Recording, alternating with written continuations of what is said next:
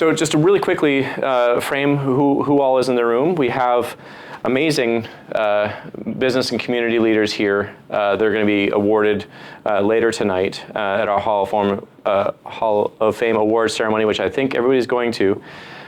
Also in the room are some particularly amazing students that have been really active at the ECenter. Many of them in the front here are from the Shaw Innovation Explorers program as part of John Shaw and his brother David Shaw's really hands-on experiential program that we do. And so some of the other students here are from the Idea and Innovation Society. And then we have a few other students here who have been working on specific startups, and they have particular questions I think they would like to ask. And so from there, I would like to, I think, kick it off by just going around the room and maybe starting with you, Andre. Tell us a little bit about your time here at UNH and what kind of journey you had to where you are now. Good afternoon. Delighted to be here. UNH, going way back to 1970s, the early 70s, was a wonderful time for me. It was a little rough when I started. I was gravitating toward a political science career because these were turbulent times in the late 60s and early 70s, and I thought that a political science major would be the right step for me, and a combination of that, not being the right major, and gen ed courses just dragging me down. I didn't do particularly well. I remember at the end of my first semester, I had a 1.8 GPA. So I kind of kicked my own butt and said, you got to get your act together, Andy Beaupre. And then I started investigating other courses that I thought might be more appropriate and better fit for my personality and my style, I guess, and my interests, my mission in life. And I discovered a course in public speaking. I tried that and I failed miserably again. I remember we had to speak in front of the class, and when I did so, I felt like I just didn't do myself service, and I bombed big time, and I quit the class. Then I went back to Randall Hall, my dorm, and then about a week later, I said, you gotta do this, suck it up, Andy, do it again. So I found another course in public speaking, tried it, and overcame that, and ended up loving the whole field of communications as a major, media, writing, everything like that. I would say that the hands-on courses at UNH interested me the most, and by that I mean creating something or having hands-on learning experiences. An example of that is I wanted to take a course in public relations at UNH, and they didn't have one. So they're like, well, create one. Can you do that? So I talked to my advisor, and then I talked to the dean of the College of Liberal Arts, and he was very interested in doing a PR plan, a strategic communications plan for that college because it had never been done. So I did that, and I got 8 credits for it, and just kind of maneuvered the whole thing. And I remember we also had a big ad agency from New York that came in, and we were working directly with them. I was a business minor, communications major. And when we did that, they brought in this big agency, like I said, from New York City, and the goal was to work with their client to create and launch a new line of telephones, which back in those days was hardwired, sorry. So they were just great experiences. In terms of what I did in my spare time, I worked at the dining hall, taking really sometimes gross trays off the line that had like things written in the food. Not a good experience, but it was money. And then my good friend and I started running. I had never really run before, picked that up. I worked at WUNH. I mean work, I played at WUNH, the radio station. I had my own radio show and did all kinds of cool things there. And then right across from that was the pool room. So I shot a lot of pool too. And it was just a great experience. In terms of after UNH, it was 1975, and it was a 9% unemployment rate in the US, and you couldn't find a job. So the only sector that was hiring was the social cause sector. So I worked in my first job for the Muscular Dystrophy Association and did fundraising for them and patient service and communications. And that was a great experience. Then I got really lucky in my career, and I worked for the Straton Corporation, which was one of the first 2 pioneering public relations firms focused on the high-tech market, which was just starting to take off. It had gone from mainframes to mini computers. PCs were coming in. And I got really lucky and worked for them, and got a chance to see what it was like working with clients directly in high tech in particular. So I really cut my teeth there. And then I joined a burgeoning venture-backed company called Prime Computer. in Wellesley, Mass. And they went from startup, hot startup, to Fortune 500. And at some point, I wanted to get back to New Hampshire, so I found an advertising agency that wanted to hire me out of Montreal that had just started a local office in Hampton, New Hampshire. So I headed public relations and communications for them. And that was a great experience. And then it was a case of Beaupre & Company being born. That was the name of the company that Karen and I started, Beaupre & Company Public Relations. And it was born, I would say, out of desperation and pure necessity. We had a little cape that we owned on a postage stamp lot. We had 2 kids aged 2 and 5, excuse me, and 1 car and just not a lot of resources. So Karen and I got together and said, what can we do? And we decided that the thing that made the most sense is for me to try freelancing. So I established relationships with high-tech magazines and media, which was burgeoning at that time. There was so many. And then I worked with high-tech companies to help them with their communications and public relations and branding and writing, which is now called content creation, right? As you all know, right? Yeah, it sounds like it's worth a lot more, doesn't it? Yeah. The freelance days were cool because it gave me the ability to, establish other contacts. One of them was Digital Equipment Corporation. You may not know who that company is now. It's called DEC as an acronym, but it was the #2 tech company in the world behind IBM. Digital. I'll just call them Digital. So the plan was to keep working at the ad agency while I gravitated in my spare time at night and weekends writing all this content and building relationships. So when we finally, about a year later, decided to create Beaupre & Company, it was a case of having 3 clients in my back pocket so I could, make the shift, not affect the home life, and move forward. So those were the early entrepreneurial days. I think moving to Portsmouth from Somersworth, where we had our office in a spare bedroom, was a big move. It put us on the map geographically. Portsmouth was also, like the tech industry, burgeoning at that time. And so it just became a great place to build our brand. And then it was, a case of being in the right place again at the right time. The tech industry took off. Networking was big. PCs were big. Software and security were all things that we lived off of. And the majority of the clients that we had were VC-backed, venture-backed firms. As we kept going, we started hiring people. We moved eventually to Harbor Place in Portsmouth, which is a big, beautiful building on the water. It used to be a power plant. We were the second company that moved in there, right on the water, and it just created a beautiful work culture for all of our people. And we went from like 4 people to 50 people pretty quickly at Harbor Place. I would say that a learning lesson for us was culture, the importance of culture, so critical to any company's success. And for us, it was a case of wanting to have the kind of workplace that we always wanted to work at, where people were valued. It was a people-first culture that we had at Beaupre, and we wanted to make it fun, but also expect, lots of things, realistically, lots of things from our people. I remember we had, a value-driven, little handbook, and honesty and personal accountability and fun were some of the key attributes that we wanted Beaupre & Company to represent.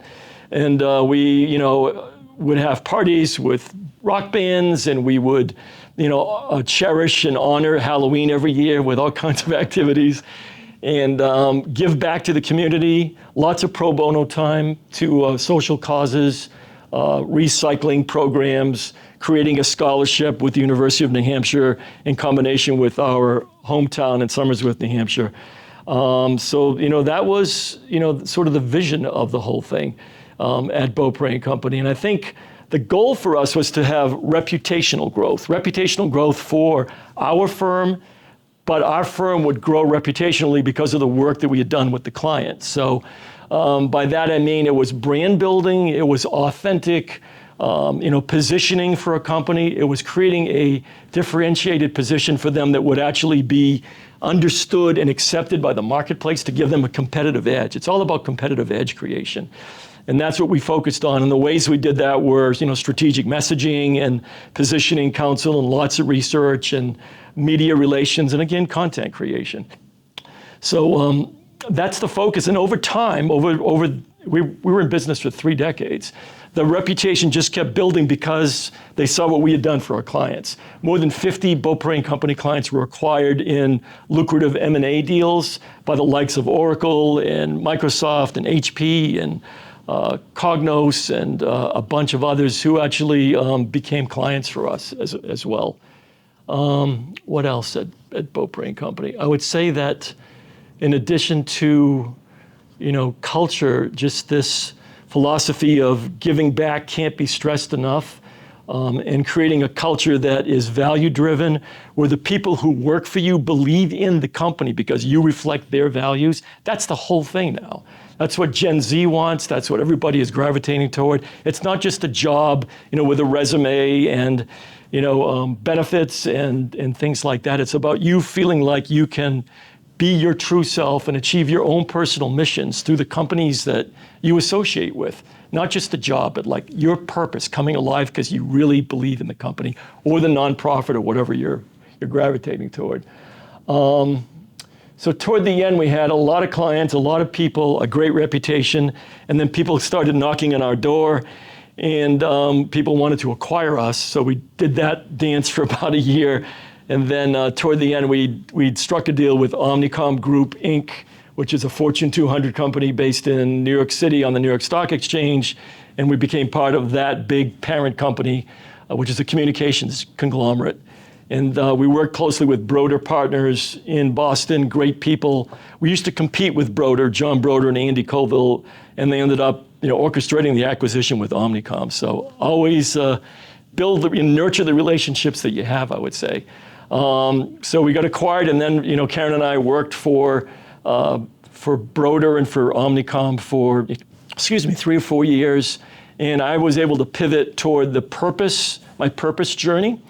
By that I mean working with companies to help them become better corporate citizens through philanthropy and community relations, and certainly the environmental, angle of sustainability. Sorry, where was I? I know your story, so I can pick up. Yeah, no, I'm good. Absolute stud, but your purpose-driven, The person was so I started doing that, and I worked for a company. Thank you, Eric. He's always been a savior. Started doing that with a company in Korea. Started doing that with a company in New Zealand, and just helped them, create their own purpose and discovered that, I would say, and build that out authentically. And then, it was time to try something different. We had been doing that for a while, and Karen and I are entrepreneurs by nature. So we started Soulful Advantage in 2017, a consultancy focused on purposeful companies. And then COVID hit, 2020, 2021, and I'm like, I gotta do something. You couldn't even Zoom with people. It was so difficult to find people and communicate. So I wrote a book called The Purposeful 9, a business book. And my goal was to uncover 9 companies that were deeply purposeful, that had been doing it for 20 to 50 years and nobody knew about them. And they were almost all B2B companies, so not B2C, not consumer focused. So the ones that never get the acclaim because they're sort of in the background as a business-to-business company. And that book has done well, and it's sort of become a platform for our practice, Soulful Advantage. So that's the story, and thank you, Eric. Andre, I just want to say we recorded that, and so I'm just going to play that back during the actual award ceremony, and I don't have to say anything. Yeah, thanks, Andy. And I've known Andy forever. I wanted to be Andy when we started our business, so we'll come back to that. But and Andy and I have a bunch of things that cross over. I think you started 208 Market Street in Portsmouth. We started 208 Market Street in Portsmouth. We actually have the same person that cuts our hair, Amy Grenier. She'll be so happy that we said her name. Good shout out. So anyway, so Andy, I've known Andy forever, and like I said, when we started, let me back up. So Eric Dodier, I was here at UNH from 88 to 92. I actually grew up in Dover, New Hampshire, so if I can do it, you can do it, so it's all good. And I went to was Whittemore School at the time, now Paul College, and just had an amazing time. I left here and went to a tech company called Cabletron. They were one of the big employers at the time, one of the companies that Andy either worked for or the like companies, a lot of tech companies. And then started a company called Pixel Media in 1994. And so I'm in year 30, so right now, of Pixel Media, which we've since rebranded as Rafter One. But the short story, my time at UNH that I joined a fraternity, had a lot of fun, did all those things, but the business school was my focus. I had a psychology minor. The theme you might hear from me is that, you guys are probably sitting there thinking you've got things you might want to do. You don't know exactly, right, what that is, right? But you've got sort of shreds of ideas that are kind of drawing you in different directions, and then you may go down a path and pivot. I took a class then called career planning, and what they did is they still do like what color's your parachute? Is that still a thing? It's probably online now, but at the time it was a book that you would go through these exercises and you'd write down your hobbies and where you like to live, and do you want to live near an ocean? Do you like mountains? And at the time it was an assignment, and I remember like everything trying to just get it done as fast as I could. So I'm filling out all these pieces of paper and I throw it in the 3-ring binder and turn it in. You get it back, and I threw it in a folder or somewhere in my basement. And years later, and you even had to build a collage, like I guess today that'd be called like a vision board. Cut out pictures of magazines and so forth. The reality is I took that binder out years later because I think I was coming back to speak to that class. Someone invited me back to speak. And this had to be 7, 8, 10 years later. And I just said, I'll pull out the binder just to see. And I pulled it out. Pretty much that was my life at the time. So I say that, and you might hear this theme throughout, and I'll take you on a little bit on that journey, is that you really don't, I really didn't worry about all the steps in the process. What was the next best step to take at that moment in time? And you kind of string enough of those together, and you kind of land where you land. And it doesn't seem that intentional at the time, but it actually really is. You just don't know it until you kind of look back and piece it all together. So my journey was at this tech company, which I went to explicitly because it was founded by 2 very dynamic entrepreneurs that were there, and I wanted to go see what that was all about. I started a company called Pixel Media. We did multimedia and websites and so forth. We pivoted into all sorts of different technologies. I had a business partner, Thomas Aubry, and we were 50-50 partners. We actually re-met at Cabletron. We both actually grew up in Dover.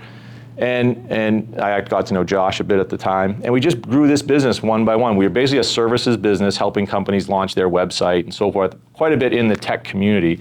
So I wanted all of Andy's clients. He was doing PR. We were building websites. I wanted to build websites for all of Andy's clients. So Andy probably remembers me come into his office and be like, come on, Andy, let's go. You can send these my way. Because you weren't really doing the website stuff. You were writing the content and so forth.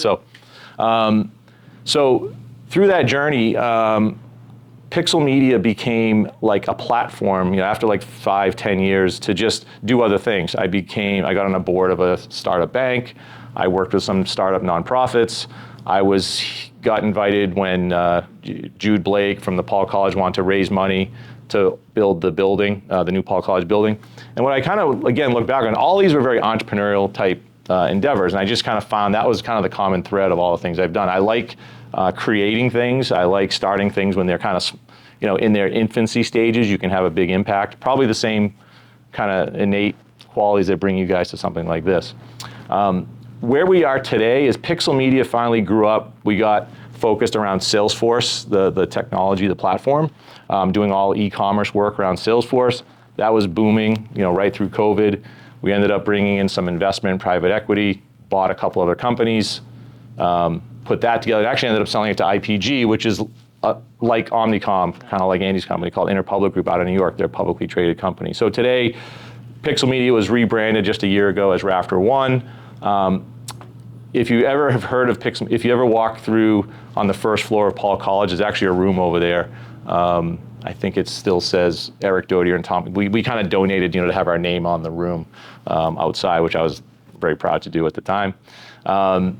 And that, so today we're still a professional services company, about 500 people. We got 250 people in India. I was telling Noanju that I was just in India in April to go visit the office there, and I got to tour, visit around. And it's sort of at this point in my career, I'm looking at it as, this is probably a little bit, not quite the final chapter of me personally, but the total arc of Pixel, from starting it with just 2 of us in my apartment to growing it to 50 to 100 people, bringing in some investment. Now we're 500 people. We've sold it yet to another company. Now I go to New York and kind of see how they operate a business and the things that they ask me to do. So that's kind of fun and interesting. And at some point I'll probably, find something else, maybe entrepreneurial to do that isn't as driven. For every day for 30 years, I've woken up thinking about how do I make sure make payroll? How do I make sure these employees are taken care of? How do I make sure, the company runs, whether it's through the tech crunch in 2000 or the financial crisis in like '07 or COVID. It's been a lot. I reflect on that a lot. So I'm fortunate today, the companies we brought in together, the other founders came along with that, so they now run their parts of the business. It's funny, I feel like it's actually easier running a bigger business than like an 80 people business, because when you're 80 people, I'm pretty much jumping in to do everything that no one else knows how to do, because I'm the next best option. I don't know how to do it either, but I'm the next best option. As you get bigger, you get real experts in each area. So real financial people, real HR experts, and I'm like, wow, I can come here on a Friday and not even worry about anything. So really honored to be here. I was thrilled to get the email from Josh.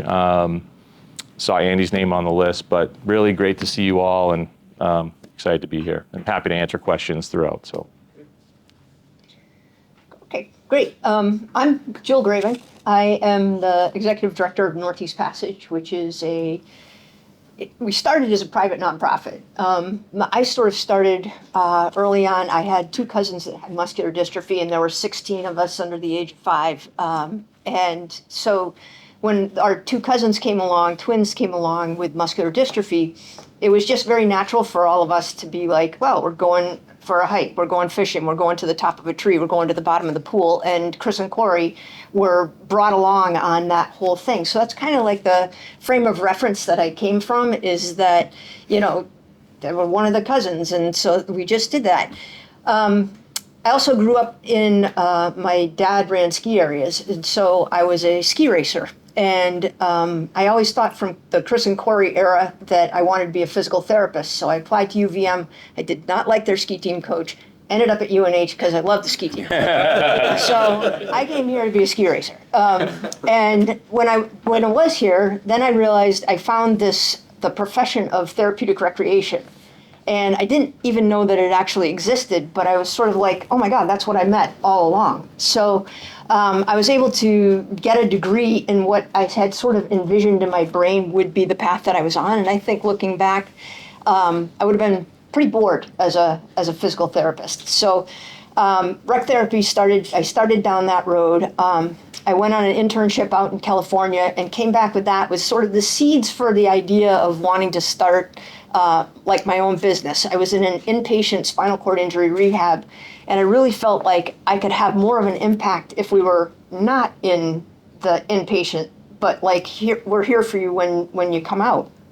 So I came back after my internship. I had a senior seminar class, and I actually wrote up, it was called Beyond Rehab, and I actually wrote up like the first sort of business plan for what Northeast Passage would eventually become.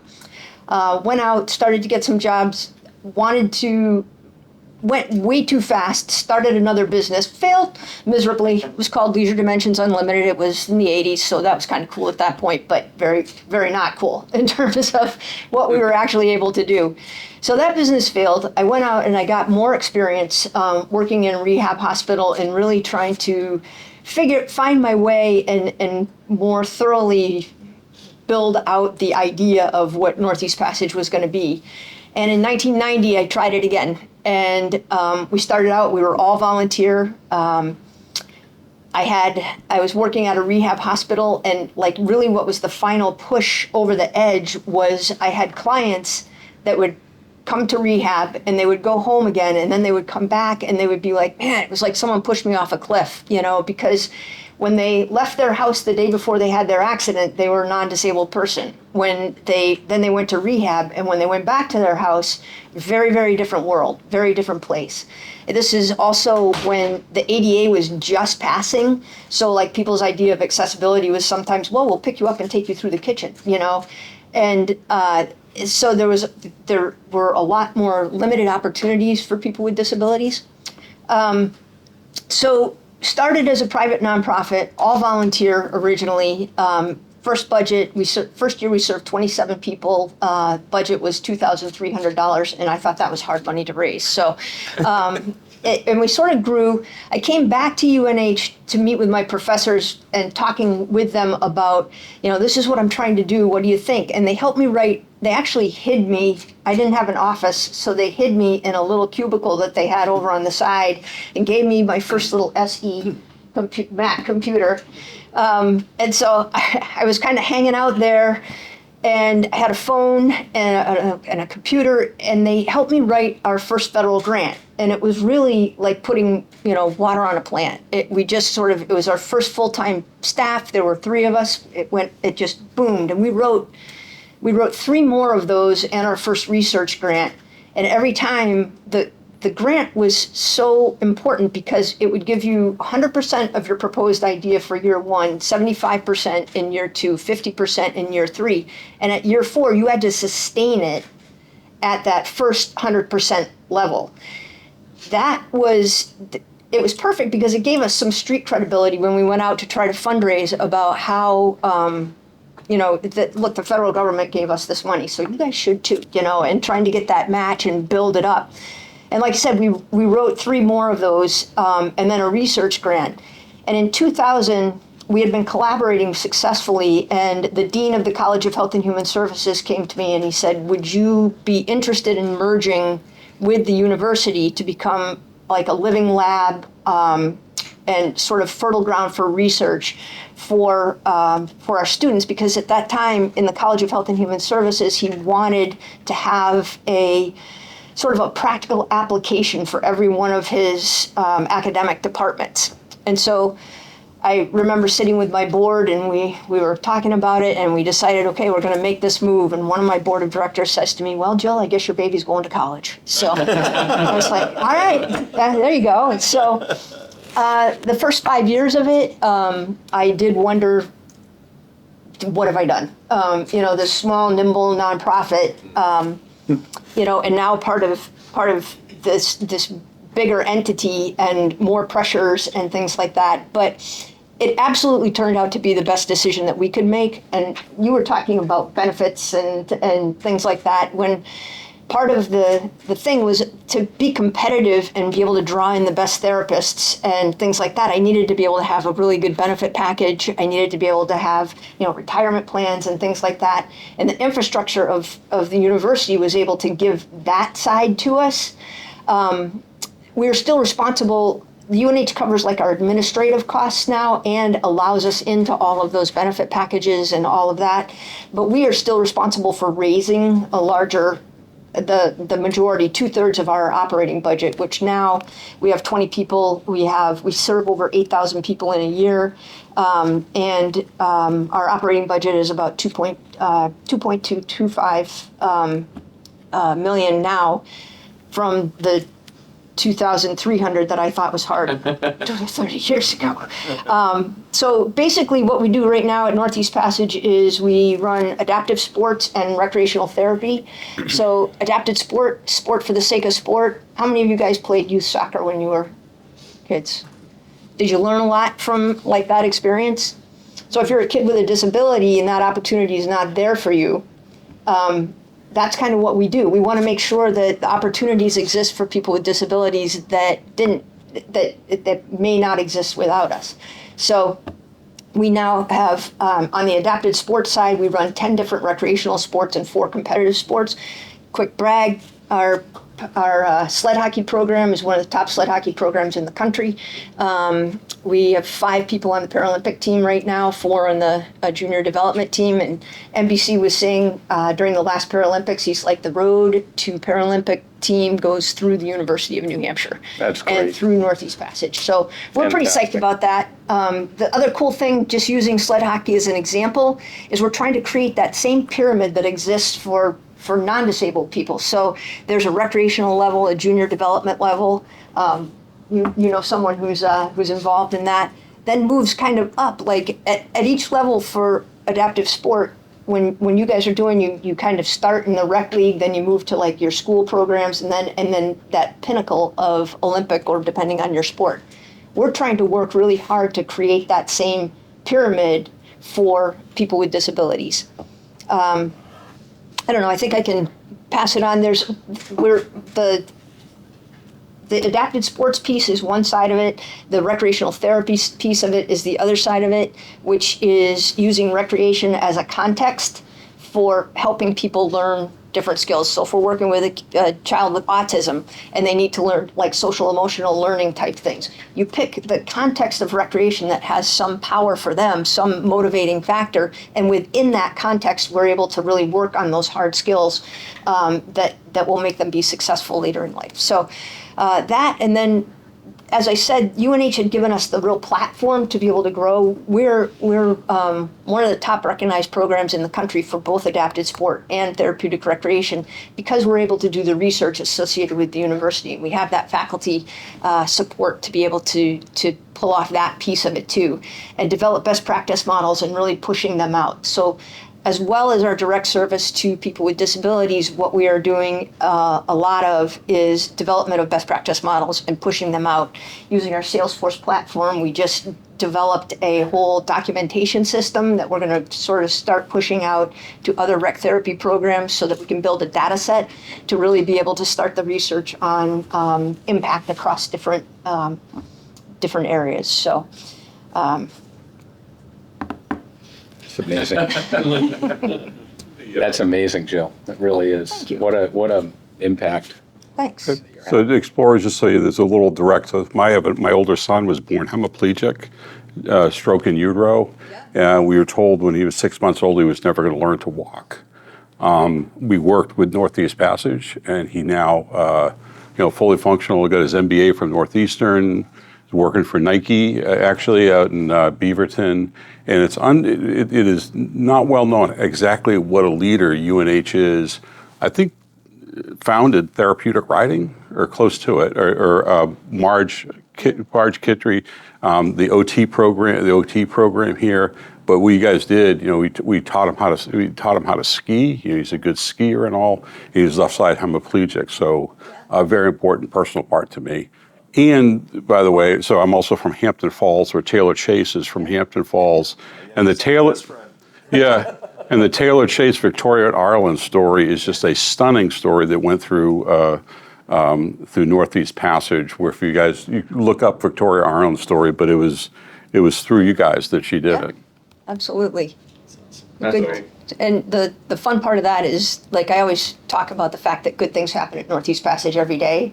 So I just sit and wait for therapists to come back and I'm like, what happened today? And there's always these just great stories. And, Amazing. Like, I'll give you one right now, which real quick, we have a big veterans program. So Operation Hat Trick is one of our supporters. But currently, we have a grad student that came from the Republic of Georgia. He's active duty military, was serving alongside U.S. Marines in Afghanistan, stepped on an IED, is a double amputee.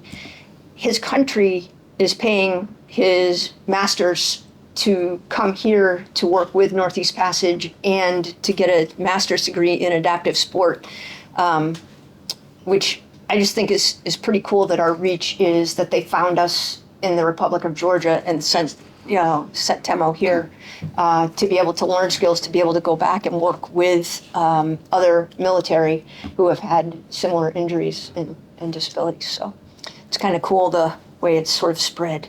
It's wonderful. It's amazing. So, Josh, I don't know if you planned it for me to follow Jill, but there's a little bit of a connection since I've spent the last 35 years or so focused on the biotech industry. Largely focused on developing and delivering therapeutics to children and adults suffering from devastating diseases. And we can talk a little bit about that in a moment. But first of all, I have to say I'm just so excited to be here. I'm looking at you all, and I'm excited to hear your stories because I feel like we're in really good hands as a university, as a community, as a country, recognizing that someday myself, my family, my friends will benefit from innovations and businesses that you start. And that's what really motivates me every day to spend time with a lot of students who have ambitions to really change the world. And so I really want to make sure that I have an opportunity here to hear that from you all. Telling you a little bit about my story, who here is from Rhode Island? Anybody? So I'm the only Rhode Islander here? Okay. So in 1984, when I had to apply to schools, I applied to schools only in Boston and Rhode Island. And, you know, when you live in Rhode Island, it's a pretty small place. Like, driving 30 minutes into Massachusetts is like a long drive. It's like, it just is.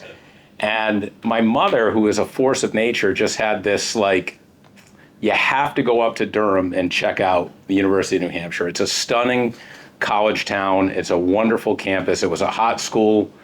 And so I didn't want to go, but I did. And I came up here, and my campus visit was on a really dreary day. And you guys know, like, we're getting one of Durham's finest today, right? That day wasn't it. And I just wasn't feeling it, but my mom wanted me to consider it strongly on the final day to decide. And as you know, today when you decide, you know, which school you're going to go to, is a check of a box online and away it goes.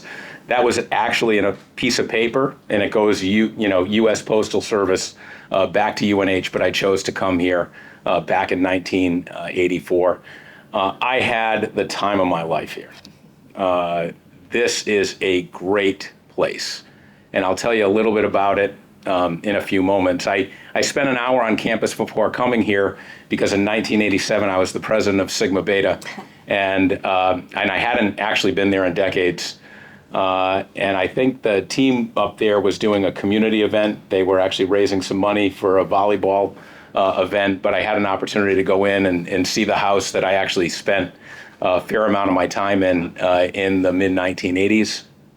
And I held a few jobs while I was here. I was part of the UNH campus police team. I was focused in the traffic department, largely because I thought the jacket was really cool. I was like, that orange jacket looks really cool. I actually used it for Halloween one time. I also, this is like UNH lore. I worked, by the way, for the city of Dover, maintaining their facilities in the Parks and Rec department. I used to think their pickup trucks were really cool, driving around and doing that. But UNH lore was in 1986, fifth-year senior, created the iconic brand known as the co-ed naked lacrosse shirt. And a way that I would make money was I would go to campuses around New England and across the country and still keep up with my schoolwork. And we would get into dorms and we would customize these shirts for the school, for the university, and we would just go door to door selling the shirts. And it was easy money. It really was. I ended up in jail one night because it was actually Worcester City Jail because we were on Assumption College and we didn't have, quote unquote, a license to use their name. So lesson learned there, right? And then I think my favorite job was being the president of Sigma Beta. I was actually, my salary was $35 a week. I thought that was a really big deal. But it actually taught me a lot about business because the way I thought about it at the time, you had your investors, which were your alumni, right? You really needed those alumni contributions to, we're an independent fraternity. We didn't have a national chapter to rely on. So it was really like, keep the alumni happy, engage the alumni, and make sure that there's funding to do the things that we wanted to do. And frankly, the Rush and Pledge program, that's like recruiting new talent into your company, right? The company's only as good as your most recent new hire class, because those are the folks who are going to matriculate up. And here it's like a speedy company, right? Because you're in and out in 4 years. So you had to make sure you selected well, you trained well, and the house and the fraternity was in good hands when you left it. And that's a mark of great leadership, right? It's not just how the company operates when you're there, it's how it operates when you're not there. Did I leave actually an industrialized, institutionalized best practice where the company could continue to thrive? So I had a tremendous amount of fun. A little different from Eric was I'm reversed. I was a psych major, business minor, but I did spend a fair amount of time at the Whittemore School. We called it WISB, Whittemore School of Business and Economics. And the most impactful class I had here was my organizational behavior class. And it was because you learn at that moment in time, nothing really is inevitably in business accomplished alone. It's in teams, working in teams. If you go into the world, whether or not it's at school or in your business, and you say like, I have to be the smartest person in the room, that's the wrong mentality. How can I help this room be the smartest room on the planet? Because that's when you get a sense of everybody owns it, the best thinking comes out of that room, the best ideas come out of that room, and everybody's signing up around the plan to then execute those ideas. And I learned that in my OB class, and that's been left with me, for my entire career. One job I'm not so proud to tell you about, but it was also a salesy job. I remember a Sigma Beta alumni convinced me that he had this really cool job for me down in Portsmouth at the mall, and then I'd be like selling cologne in a department store. And then I showed up and I realized I was one of those annoying people asking somebody if I could spray them on the wrists. But I left the school in 1988 and I started, first and foremost, I knew I actually wanted to sell. That's what I really wanted to do. And I said, well, where could I actually anchor into an industry that I think has longevity? And I said, that would be healthcare. And so I was hired by the Upjohn Company, which many of you may not know at this moment in time, but it was an old family in Kalamazoo, Michigan. And at the time in 1988, the Upjohn Company was one of the top 5 U.S. pharmaceutical companies in the world. It's since been acquired by Pfizer. Importantly, in the midst of the pandemic, when Pfizer started manufacturing the vaccine, they manufactured it at one of their plants in Kalamazoo, Michigan. So there's some sort of connection back to the Upjohn Company. But they didn't have a job for me at the time, so they said, we're going to hire you in New England. We have 60 salespeople in New England, and the minute one of them drops off, you're the next person we're going to deploy. And I was just not the kind of person that would sit around and wait for that phone call. So I actually took a job with Motorola, selling two-way radios and kind of the earliest of these mobile phones. And I sold them to like sand and gravel companies, construction companies, and things of that nature for 3 months. And then Upjohn called and away I went. And I was lucky enough, I could have been deployed anywhere in New England, and I happen to have downtown Boston, including the north end of Boston. Like, it doesn't get any better than that. I felt like I had died and gone to heaven. I lived in a global world where I went to South Boston and it felt like Ireland. I went to the North End and it felt like Italy, and it was just absolutely spectacular. And look, my parents, which, are my heroes, like, their idea of a great life was you got hired by a great company and you stayed there for your life. And you signed up on that pension plan and we're going to live a good life, right? Whenever, and in 3 years, I got promoted 2 times at Upjohn. And whenever I told them I was going to this company called Amgen, which today, and actually pretty early after I started, became the most successful, largest biotech company in the world, my parents didn't even know what Amgen was. Has anyone ever heard of Amway? Yeah. Okay, Amway is like a pyramid scheme. Yes. They get people to sell like laundry detergent and coffee and things like that, and I don't even know if they're around anymore. My parents literally thought I left Upjohn to go to Amway to sell coffee and laundry detergent. Amgen today is worth $200 billion, and it still is one of the largest and most successful biotech companies on the planet. And I took that risk, and I would just also tell you guys, I had a pure joy of giving the commencement address at another UNH in 2016. It was the University of New Haven because I was running a company at the time, Alexion Pharmaceuticals, down in New Haven, and I was invited to give the commencement. And I said to all the graduates at that time, everybody is going to ask you what's next. Everybody's going to ask you when you graduate what's next. And I said, refrain from answering that question. Ask yourselves the more important question, which is what is possible. And I'm looking at you guys who could be out on that campus on a 5-star day in Durham, having a blast with people, but you're in here wanting to listen to us. So it tells me you're engaged, you're excited, you guys want to change the world, and you are thinking about what's possible.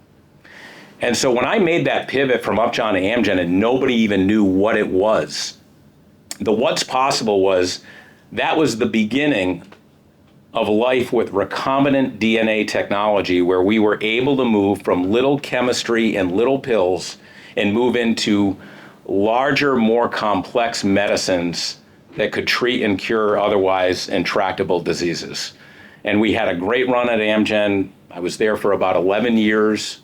I then spent time at Biogen, which is a local biotech company down in Boston. We launched a really cool drug for psoriasis. At Amgen, we changed the world for cancer patients.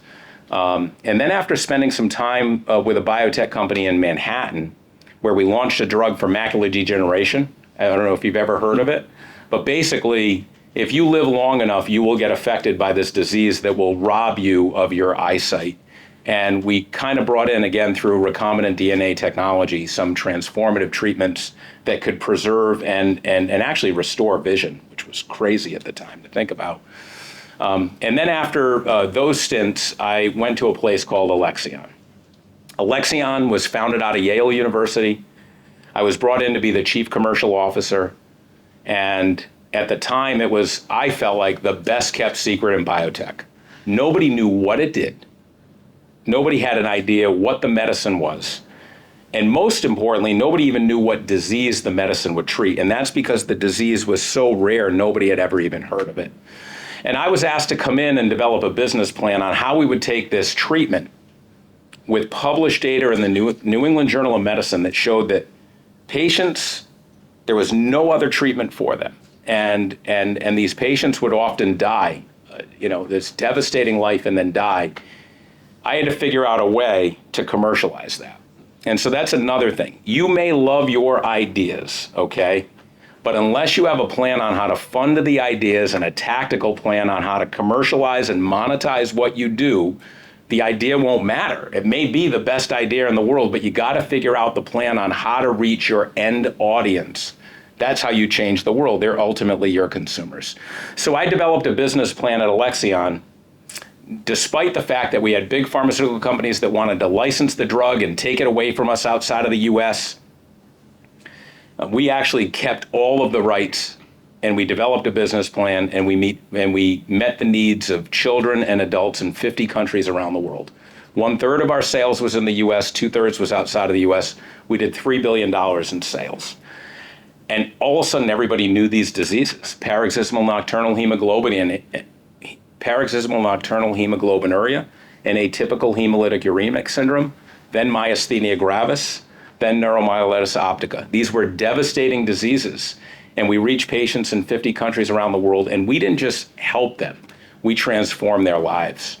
And Alexion went from a couple $100 million company to a company that eventually was acquired by AstraZeneca for $39 billion, based on the strength of largely that asset. That's why that company, that therapeutic, that's why that company was acquired.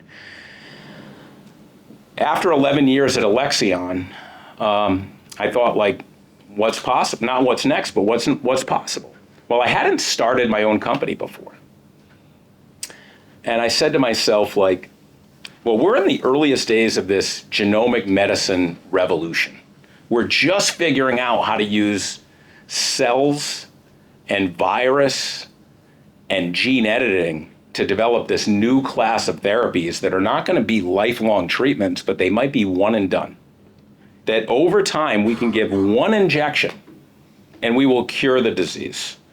And I said, I would love to start a company that could develop an entire technology stack and manufacturing ecosystem and democratize access to it for the entire biopharmaceutical community and try to lead the development of these new genomic medicines. So we started the company at the end of 2017. We've been at it now for about 6 years. We've raised a little bit over $1 billion, which kind of is crazy.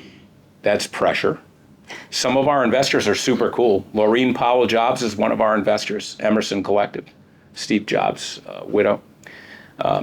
Fidelity, SoftBank, Matrix Capital, which is largely a tech investor. Their largest investment is NVIDIA. and they've invested in our company. And they have because we're not a pure play therapeutics company. We're kind of a tech company that's offering our technology to the biggest and smallest biopharmaceutical companies in the world to develop these cell and gene therapies using our technology stack. We just announced two really cool deals this year, one with Moderna, one with Novo Nordisk. Together, we're developing 12 different gene editing based therapeutics with these companies. And we've got probably 20 biopharmas on our platform. I'm also proud to say we were the only biotech company in 2023 to be named one of the CNBC Disruptor 50 companies in May. They unveil this every year. We also made it in 2021. And that's actually just been in recognition, we think, for kind of the uniqueness of what we're doing. And maybe in closing, what I would say is like, it's going to be really hard. And we got like $1 billion on the line. And I worry every day about the failure. I do. No matter what I've accomplished in my life, I wake up every day like, I've got to prove myself. My company needs to prove itself every single day. And I would say, like, be insufficiently paranoid about what you are doing. No matter how paranoid you are about it, it's not enough. Things can go wrong everywhere. I think about my 20 investors, the $1 billion plus we've raised, the accolades of being on CNBC the last couple of years on this CNBC Disruptor 50 list, and I worry. I'm paid to worry. We have over 400 employees, mostly based in the Boston area, but also close to 100 in Durham, North Carolina. Yeah, I had to have a Durham somewhere. And I'm also happy to tell you guys I've got more than a dozen UNH grads at the company. And what I love about UNH, we know we're scrappy. We know, like, watch out if you're competing with a UNH grad, because we have a chip on our shoulder. I mean, the folks who report to me, Harvard, MIT, Columbia, Cornell, Penn, Princeton, I have a chip on my shoulder. I love what we're all about here at UNH. We are the folks who always think what's possible. We always think about how we can, not why we can't. And we don't get tied up in these academic exercises to show everybody how smart we are. We figure out practical, pragmatic ways to build businesses and change the world. And I'm really looking forward to hearing from you all over the rest of the time that we have here. Thank you. These are hard acts to follow.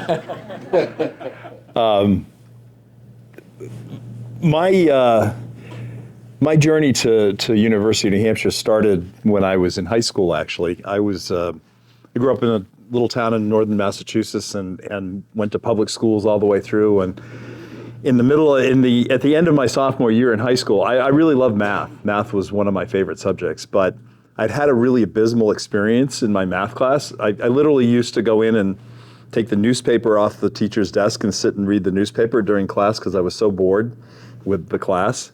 Not that I was that smart, it's just the class was bad. And so my parents though my parents weren't wealthy and they didn't have a lot of money, but I was an only child. And they were very focused on my education because neither one of them were college graduates. They had been asking me about going to private school, and I'd always said no because I loved playing basketball. I had all my friends, and then finally at the end of my sophomore year, I said they asked, and I said yes. And it was very late, and it was at a time when private schools were pretty desperate for students and would take pretty much anyone. But I applied and I got into a small school. It's called Governor's Academy down in Byfield. It used to be Governor Dummer Academy, for those of you who might remember that name. And I went there and realized that after the first 3 days of class, I was so far behind the entire universe of students. I was a bit of a loner. I didn't have a lot of friends coming in, and I really was struggling. But the one thing that bailed me out was I had this wonderful math teacher, and he spent time tutoring me to get me up to where I needed to be just be in the class that they had settled me in.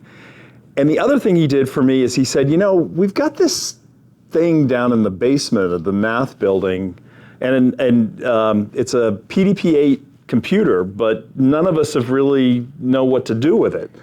And it turned out that one of my classmates, a couple of years younger than me, was a guy named Courtney Wang, and those who may remember Wang Computers. His dad had donated this. It was an old lab computer that's down there. And this is, to tell you how old I am and how old it was, you started it up by loading the operating system off of paper tape on a teletype machine.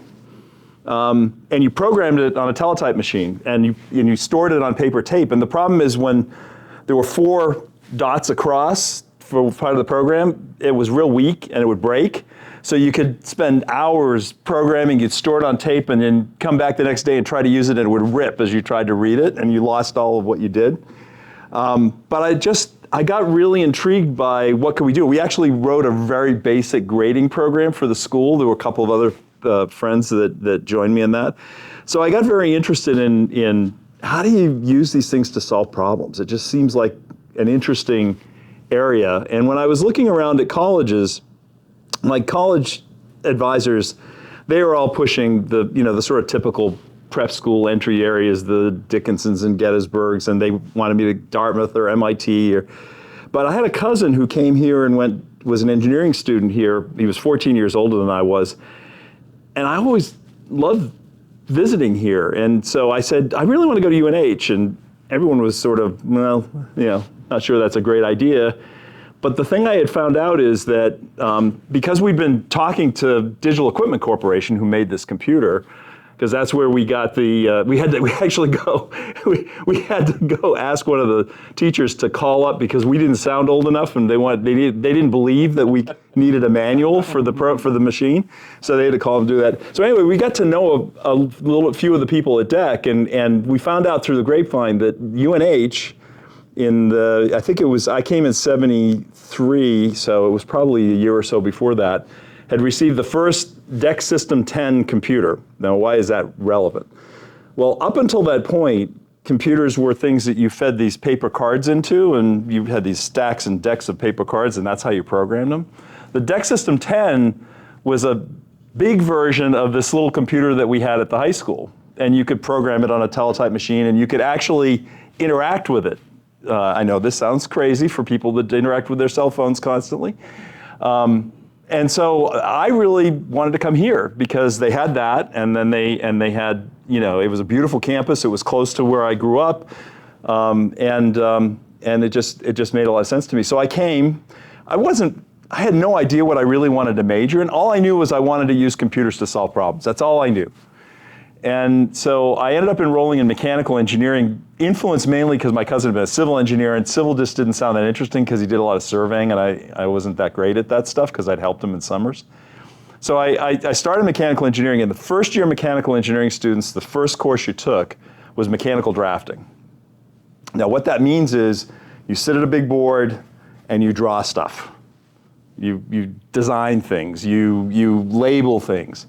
I have the worst penmanship you can imagine. I was going to fail the class, absolutely fail the class.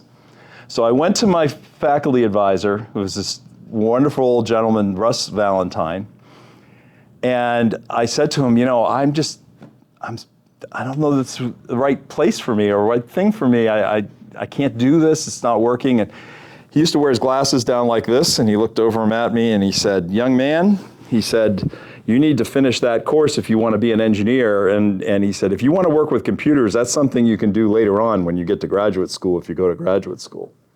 That was the day I changed my major to math and with a physics minor. And the only reason I did that, not because that was necessarily a magic answer or anything, but the curriculum for that was so thin, there were so few required courses that I could pretty much take whatever I wanted. And so I literally found every course where I could program computers. I took statistics and sociology. I took all kinds of courses, and that was really the thing that got me through, because I knew what I was good at. I was good at this, and I wanted to find a way to use what I was good at to learn.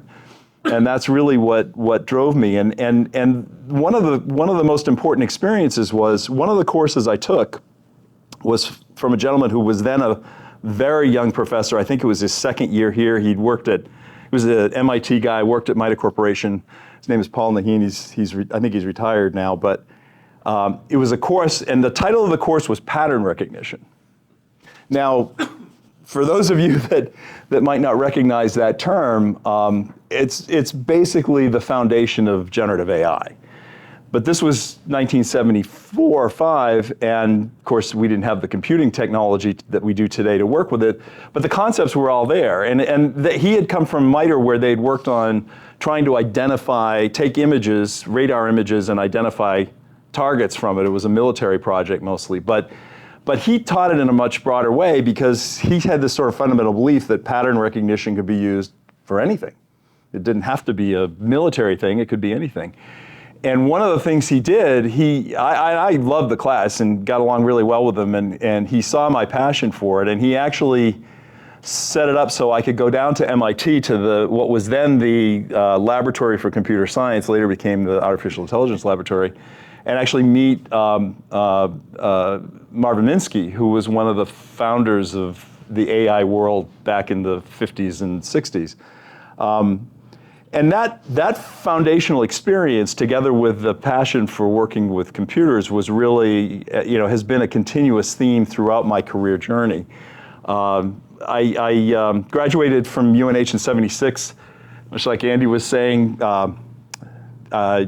I wanted a job, but the only people that would give me a job were graduate schools, and I was lucky enough to get people to pay for graduate study, and kind of went back and forth between getting various degrees and working at national labs and doing research, really all just taking computers and applying it to a whole range of challenges and problems.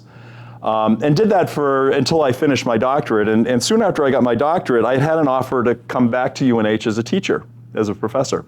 And that always had appealed to me. One of the reasons I got my doctorate was I thought that would be an interesting thing to do. And so around the time that David was in school, it was 85, 86, I came back and started teaching. But I had a little bit of a side inkling here, because along my journey, I had met a couple of guys who had started this small software company in Massachusetts, taking what was the sort of the next generation of AI tools and applying it to engineering, automation, and design. And so I started, when I was teaching here, I started consulting with them. This was a company of three people selling, trying to build, and they had a contract to build engineering automation software, but they had no engineers on the staff. Now, I'd gone on and gotten my doctorate in mechanical engineering, so I had a little bit of engineering, although, again, it was mostly computers and things like that that I worked with. And so I met these guys, and I started consulting with them, and they got their first big contract. They had a first contract that was small, then they got a bigger contract, realized that they had no one who could go and take the software and help the company get it going, and said, would you join us full time? And I had always had this sort of entrepreneurial interest. I'd been working at big national labs and things, and it was always felt confining somehow. And so the thought of doing this was really exciting. I was married. I had two really small children. I remember the day I told my father that I was doing this, much like your experience. My father said, "You are completely nuts. Why would you give up a tenure track faculty position to go work for a company that's working on folding chairs and folding tables with $100,000 computer equipment?" I said, I don't know, I just want to do this. As crazy as it sounds. And that was really the start of my entrepreneurial journey. We built that company up. We automated virtually all of the structure inside the wing of a 777 was designed and executed using our software. All sorts of examples of doing that. We built up that company. We built a second product that was focused on product configuration. I mean, people take it for granted now. You go to buy a computer, you get online, you lay it out. There's little rules that tell you what you can and can't do. We built some of the earliest software. We actually have some patents on techniques for doing interactive work that combines product rules with that. And we built that company and eventually sold it to Oracle back at, unfortunately, just before the peak of the boom in 2000. Well, while I was running that company, the person who was actually the president, I was the chief technology officer and head of product, was a guy he had a Wharton degree, but he also was an MIT math guy. And we had this day job running these companies, and of course it was very occupying, like any startup is. But in the evenings, we got to talking because he had an interest that he developed as a student at Wharton. He said he had a sort of vision that if you look at the global capital markets, the traditional way of looking at it is sort of statistical. You know, things are asset classes are correlated, they move together. You can kind of figure it out by using some statistics. Most of the modeling that's done in the financial services industry is done that way. Well, having come from MIT and having a systems modeling background, he kind of viewed the world as this big nonlinear system, you know, where things don't always happen as statistics would tell you they might. And an idea for how to model the global capital markets doing that. And well, he was really good at finance and he was a math guy. I had this modeling background, so I knew nothing about finance. I knew nothing about global capital markets. So we just started having these conversations. And that led us ultimately, after we sold the business to Oracle, to starting a small money management firm that started as the two of us, and we grew it and eventually sold it to Charles Schwab. And by the end, it was we were running about $20 billion of capital using that model of the global capital markets. And so we did that, and then we did some other startups, and I'll tell you, I've had several startups that I've been involved in over the years. Some I've started, some I've been partners in starting. I think David said, and I think others have said, it's a team sport. The people that you meet, the people that you interact with and kind of grow up with are really important. So today we have a new business doing something very similar. We have a new model of the global capital markets. We're running an investment firm with that. But the three people, two of my partners are people that either together or in virtual pairings I've worked with for the past 30 years. And what keeps us together is we have shared interest and we love the work that we do. But what really keeps us together and what makes it so much fun to work together is we have a shared set of values about how to run a company. And how we treat people, how we think about treating people, the kind of culture we want, the kind of people we want to recruit. And it isn't about recruiting people just like us. It's about how do you bring people into your organization that have different ideas, different life experiences, that can really bring a vibrant freshness to what you do. Because competition is constant. Paranoia, as David said, is required all the time. You're never not competing. And if you don't have that freshness of ideas combined, but brought together with a common set of values and a culture that really, really trusts people, but empowers them to be effective, it's really so important. It's funny. We have a lot of conversations with folks about the post-COVID world and remote work and there's a lot of different feelings about that. But my experience has been that we've given people a lot of flexibility. We always did, but we've given them even more now because what we've learned is that if you find the right balance between making sure people have development plans, have learning experiences, can grow as individuals, but you treat them as adults, that you have high expectations of what needs to get done and good accountability and strong accountability, but you really give them that flexibility to perform at their best, whatever that means. And yet have that same ability to bring everyone together in a cultural environment with a shared set of values, you can win. You can win. And it's not easy, and there are always challenges, but that's really such an important formula. And I'm so blessed to have two things. One is a family that's always been supportive, despite the fact that they were occasionally questioning my sanity. But also to have a group of individuals that I'm able to work with for a very long time who share those values and who have the self-confidence and self-awareness to be open to new ideas from people coming in from different experiences in different places. And I think that's such a winning formula if you can find it. And you can't always, it's not always possible, but if you get really lucky, and I've been really lucky in my career journey to have that's really important. That's so great. Thank you. This is so, I think, interesting and inspiring for our students. We have some actual special extra guests here, but I'm interested in time, and I know we want to hear from the students as well. So can we shift us around? Yep. And we'll start with you, Raju. And can you just tell us here, what are you studying, and what are your passions? If you're working on a startup, give us a quick shout out on what you're working on, but tell us a little bit about what you're passionate about and what you're studying. Sure. Hello, everyone. My name is Naranju, and it was such an honor to hear all of your stories. It's truly so inspirational. And I suppose my biggest passion is really in healthcare and really finding solutions to provide effective and really good medical care to people in need. Specifically, I've grown up in India, and specifically, I've been really privileged to have all the opportunities I have now. But I've seen people who haven't had the same fate as I have, and I've seen people struggle so much with their health care and how, because of their socioeconomic status, they haven't been able to receive the care that so many of us have and so many of us deserve. And so that's really what drew me to this program here today, to find some effective ways that I could probably change the world and to really challenge the social norms that are really confining so many people in India right now. So thank you so much for sharing. It was so inspirational to hear all of your stories. That's great. Can I ask, so is your ambition to actually focus on the healthcare system in India? Definitely. Okay. Yeah, I mean, I think and it was fun to walk down the hall here and see all of the intellectual property, the patents that are on the wall. And I think that, I'm just sharing this with you, and you know it. I have very good friends. Some author knows this.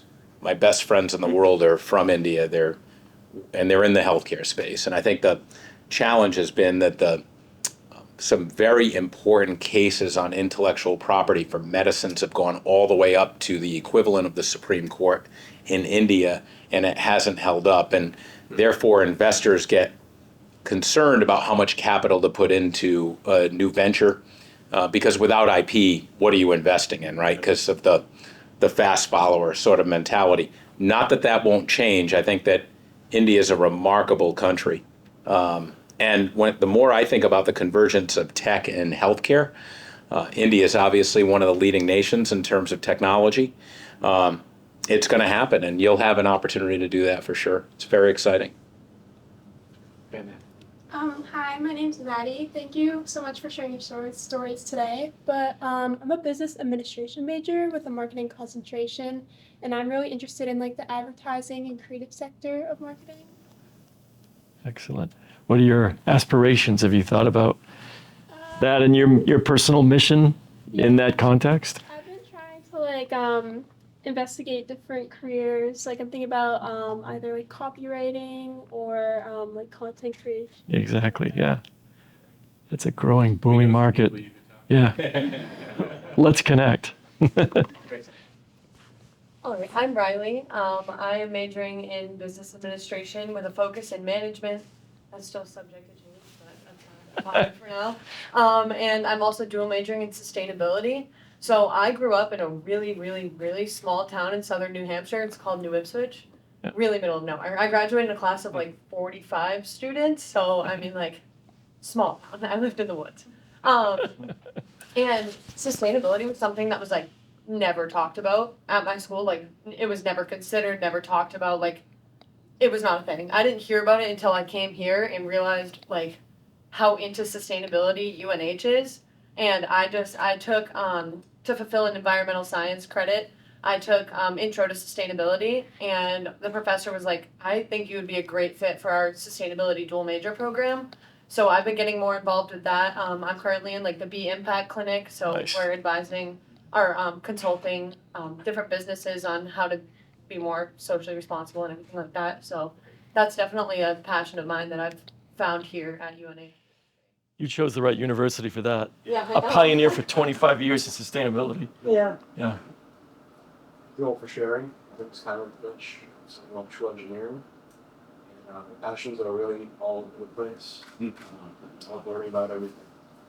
and I especially enjoy using creativity to things, like plenty of ideas. And was studying engineering and trying to gain the skills necessary to do my business. It's good to have broad passions. You know, you can have so much time to follow multiple different paths. And is there some information for the panel here? Part of what the ECenter does is we have tremendous number of ideation events. So one of the programs our Shaw Explorers are participating in next weekend is the 3-day Idea and Innovation Jam, where we're going to spend all weekend forming teams, coming up with new ideas, fleshing them out with a lot of extra pizza, and at the end of it, have a panel to give us feedback and give the students permission to really work on those ideas. Great. Yeah. So, and this is a big room and a little bit of loud AC, so make sure we speak up as we're going through. Go ahead, Pat.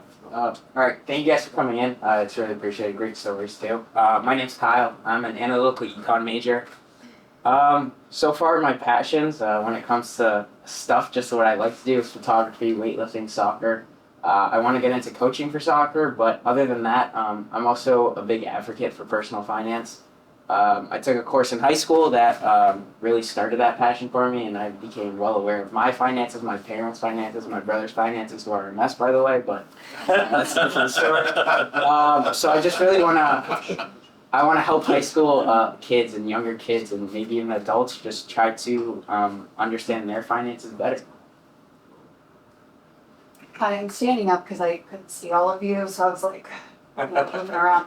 I'm Hannah Lightcap. I am a 5th-year PhD candidate here in psychology, so I was like, ooh, psych minor, psych major. And I started my business, Lightcap Health, a little over a year ago and made a pivot. But one of the reasons I started the business was because I had lots of conversations with people about how healthcare in general really didn't listen to their clients and patients, and so they would move through the healthcare system and things would not be very personalized or on their level, and it still is that way. And it's a lot of the fault is not for the physicians or anything like that, it's the system itself.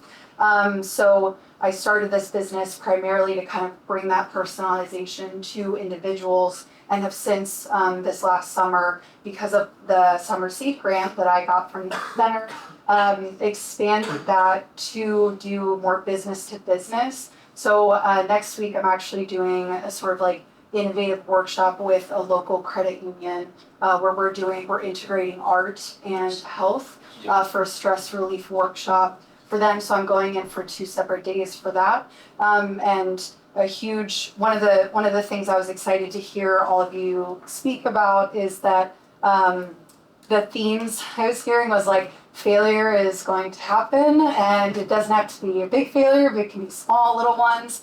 And I've definitely experienced that, and like perseverance. But one of the questions I was kind of thinking about, and maybe we can discuss more after, was about this thought of balance. So I'm doing like 2 big jobs right now, trying to finish my PhD and grow my business at the same time, which people often do like a sigh for me, which I appreciate because it's a lot. But at the same time, it's something that I'm interested in hearing about all of you being extremely successful and driven individuals. And, have you been able to find balance in your life, or were there times where you just had to kind of relinquish control of balance and just lean into being busy and working 12-hour days every day of the week for a few months? That's not a personal story at all. So that was one thing that I was curious about asking, especially hearing some of the commonalities with things like failure and connection, but we can discuss more. But thank you all for being here. Right. Do you have some now? So, yeah, we maybe can, really briefly, let's talk about that balance. And I know some people had side gigs that were born into full-time gigs, Andy. And Yeah. Go ahead. I mean, from an entrepreneurial point of view, starting a company and trying to grow that, I got to tell you, there like 24/7 is not accurate because I did sleep. Karen and I, we co-founded the company. She would run the company and I would get the clients and service the clients, provide the counsel to them. But I'll tell you, there were like 3-4 hours. Sometimes I would work all night. Karen would drive me in the morning with our one car that I told you about. And it's a big commitment. And I think, I always heard like the first 5 years are the toughest, and that was true for us. I don't know about you, Eric, but like we landed Sun Microsystems in our 5th year, but before that, it was just a lot of work. And in the work-life balance, we try to, relax and do things with the kids, and we would make sure we did that. And the family was always first for us. But you're growing something from nothing. So sometimes you just gotta go for it and do it. I would just add, there's not always balance, but if that's what you love doing, who cares? Who's to say what are you trying to balance? You're enjoying what you're doing, you're growing a business, this is just your total life, right? So I would say if you're, looking after your health and getting some sleep, the general things, then I wouldn't worry about like balance per se. You don't want to cut off, every bit of family and friends and all that, but I try to just blend it, right? You hear that term too, like blend it all together. And that way you just it finds its own categories. But if you're enjoying it and it's fun and it's exciting, just keep doing it. And then you'll find time later to insert other things in. But I think that pushing on that whole concept of balance sometimes puts more pressure on you than the actual situation that you're in. It's important to take care of your health, obviously, and give yourself some time. But like the concept of balance, as you've said, when you're starting something, I think when people have asked me about what is the one piece of advice, it's that you have to be ready and willing to be a little bit uncomfortable. And for a period of time, you guys both talked about the stress of making sure that things are funded. I still feel that stress every day. And so you have to get used to being a little bit uncomfortable. But as you were saying, Eric, don't let the perception of balance, like I'm not doing that, and don't let that become an additional stressor as opposed to helping yourself. Yeah, I think you're hearing a common theme here. You can't obtain your PhD and run a business and think like you're taking a lot of 3-day weekends, right? So, but I think the benefit of all this is what you're hearing is if you love it, then you have an appetite for it and you're doing what you love. Secondly, the number of times I slept in an office, like on the floor, prior to the advent of all this kind of technology, it allows you to be, obsessive, but sometimes you can do it from anywhere too. Like, in other words, like you want to go see mom and dad, you want to hang out with some friends, sometimes time zones work. I'm going to go see some friends in California, but I know actually I get 4 or 5 hours in before anyone's even ready to do anything, and I can just jam on a different time zone. So I think technology allows us to kind of be sometimes in other places while we're also cranking out. And some of us, given the fact that voicemail was a big innovation in my professional career, like the fact that you didn't have to make a phone call to talk to somebody, you could actually dial in and hear a recording from somebody. Think about the benefits that you have from that. So I just want to get moving on. Oh. So I want to make sure we Get it cover. too. Is that all right, Bob? Yeah. Go. Okay. All right. Go ahead, Bob. Yeah. Good afternoon. Thank you guys so much for coming in. I've really been trying to get around to networking and being around more people with being like-minded. So I'm a junior mechanical engineering student, and I pretty much started my own thing probably when I was 12 because no one wanted to hire me and I wanted to make money. So I went up to my Pepe, who owned a construction company, and I was like, hey, what can I do and how can I get clients? He goes, well, back in my day, I put stuff in people's mailboxes. I'm like, okay, sounds good. So I printed out 100 flyers, put them in 100 mailboxes around town, around my neighborhood, and got like 4 jobs just doing landscaping. And being 12 and making $50 a week, that was huge for me. I remember the first thing I bought was a new pair of headphones. And then this past summer, I started up an AI company, and I help small to medium-sized businesses leverage AI, save probably 20 hours a week, just with automations. And I really hope to keep continuing that while continuing my degree. So that's my story. Thank you guys again. Awesome. Sweet. Hey everybody. My name is James Sullivan. I'm a senior, and I work in I manage finance and operations at a computer vision startup. Super big data guy, big into modeling, financials. We're going to talk about that later. Won't take everyone's time now, but I appreciate you all coming. Super cool story. Basically, you just told us he's targeting you. Don't be afraid to call me, but I think you got your guy for sure. Let's just You can insult me. like the voice. No offense, sorry. No problem. So it's been great hearing all of your stories. I am Brady Ismaili. I started a company called Spider about 3 years ago. So on top of being a entrepreneurship major here as my 9 to 5, my 5 to 9 for the past 3 years has been running that in the background. We do technologically advanced end cap for lacrosse to start off with, and then moving into hockey, other similar sports. And we do instant data analytics and data transmission. Using that, we're entering into our first big capital raise right now, which is horrifying. But I would, in the future, love to hear some more about your experiences. I know a lot of you have worked not just as the other end of that field and the investor-sided focus, but some of you have also been the entrepreneurship side of that. So it's been great hearing from you now, and I'm excited to keep doing that. You got your pre-money set yet? We have made some free money a little bit, but we're working with it. So. Go ahead and start at the end. Sure, sounds good. Nice to meet everyone. My name's Henry. I'm actually James' guest. I'm not unfortunately a UNH student anymore. I was for a little while. I was a CS major and an English major for a little while, and now I work as an editorial assistant for HarperCollins, which is a large publishing company. My interests are very detail oriented. I like managing things. I like getting into the nitty gritty when it comes to details and making sure everything's really laid out. Right now, Jake and I are in the conceptual stage of trying to work on a project to it's difficult to describe, but try to help people in relationships to be a lot more, get a lot more into relationships. We've noticed that there's a large amount of people nowadays who are very lonely and have difficulty finding long-term relationships or things that are beyond physical attraction. Of course, that's not everyone. I know that everyone's different, and some people have a genuine interest in that, but there are a lot of people who don't and who would like to have longer relationships. And so we're trying to figure out a way to do that for people, to help them create genuine attachments with others. So that's our goal, is to work on that for the next few years and see how it goes. Great. Hi, my name is Jaden Cruz. I am a sophomore and I am a psych major. And one of the things that I'm very passionate about is fostering community connections with people.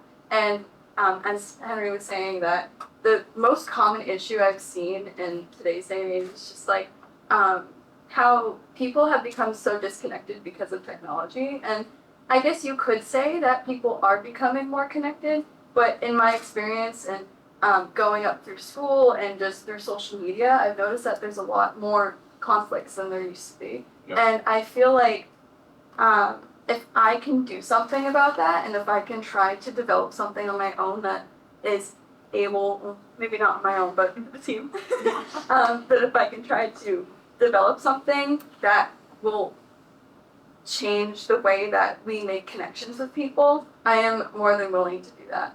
And through psychology, I've been able to learn about how our mind works and how people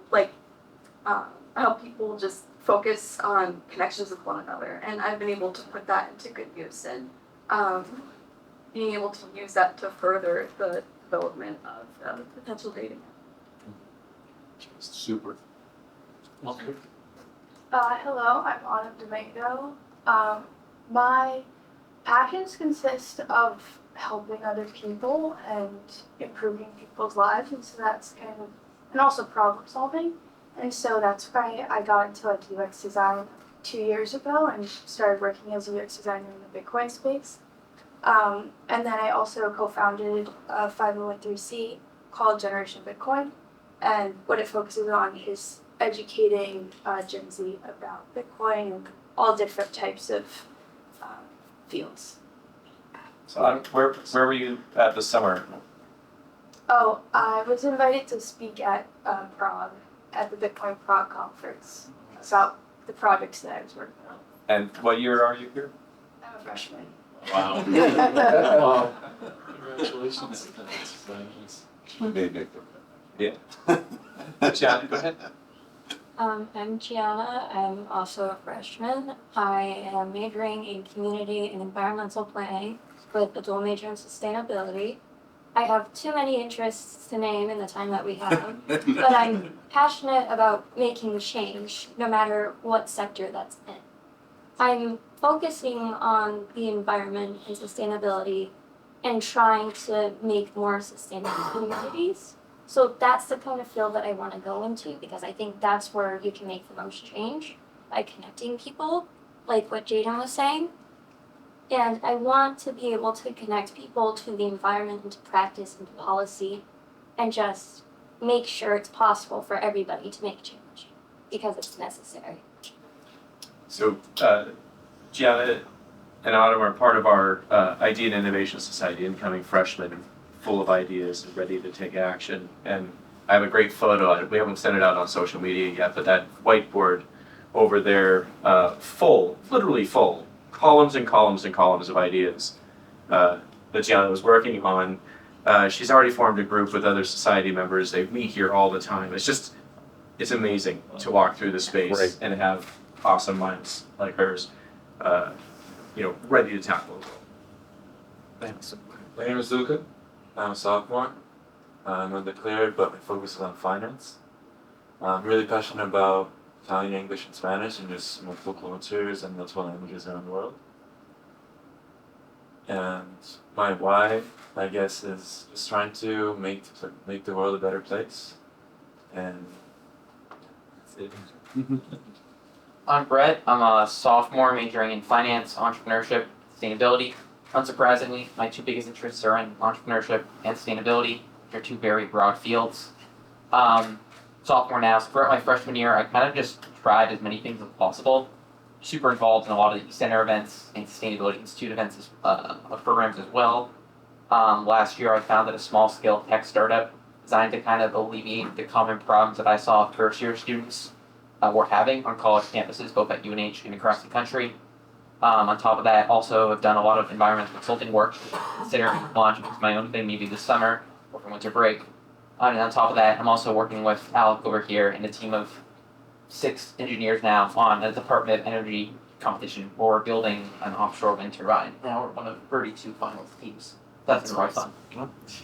They've already won a couple $1,000, which they're using for Harvard. We have a wind turbine taken apart in our side room, so they're very actively into it now. Bravo.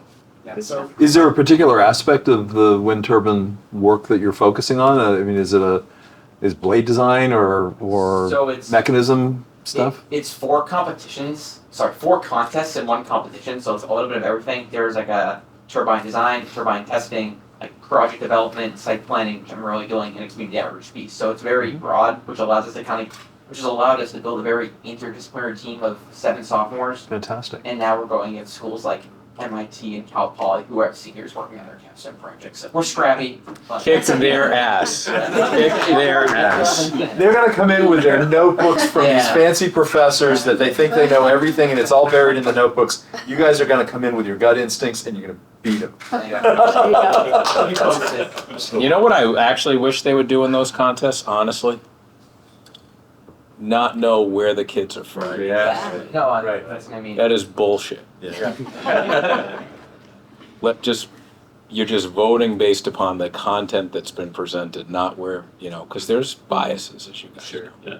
We're being resourceful. We've already talked, I think, like 8 people in the offshore wind industry, ranging from like project developers to engineers to people working on like offshore wind-esque startups. So, really just using. Have you talked to Ian Gagnon? Do you know Ian?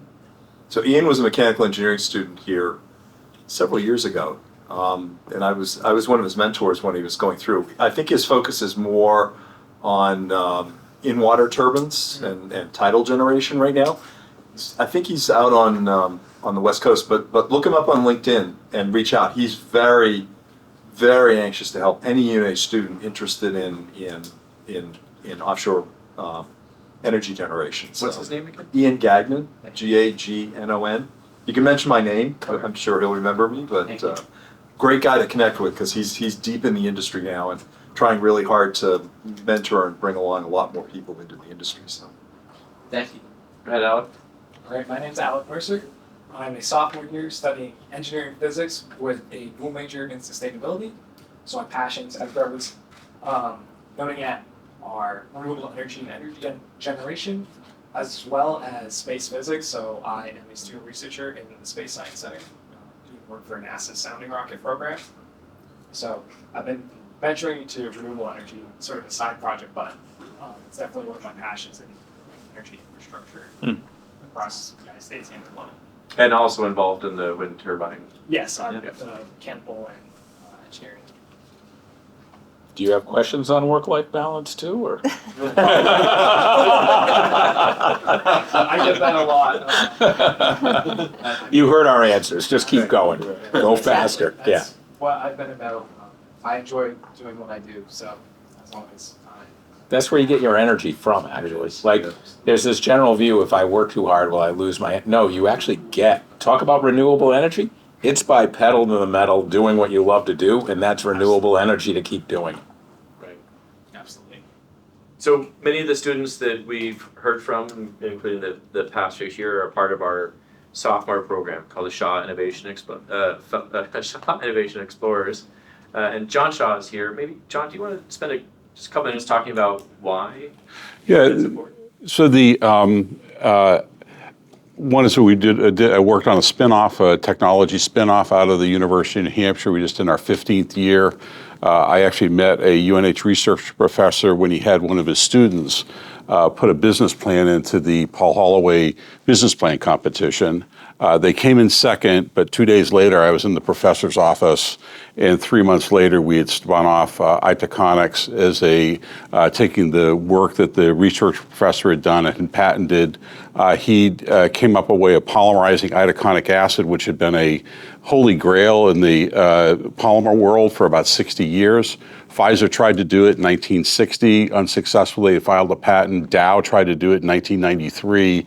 And Yvon Durant, while he was here, figured out, it took 4 years and figured out how to actually make it economically viable. So it's the first time we created the company. We have a company in Stratham. We're the only company that we're heavily patented. We're the only facility in the world that makes these. And we actually pay royalties back to the University of New Hampshire. From our work within the innovation research group, was involved in the early stages, along with Bob, of creating the Entrepreneurial Center and actually recruiting the first director, Ian Grant. With that was on the strategic advisory group, and it became so apparent what a stunning group of alums UNH has. UNH, I think, is not known as much as it ought to be for just generating. It is a great university of it.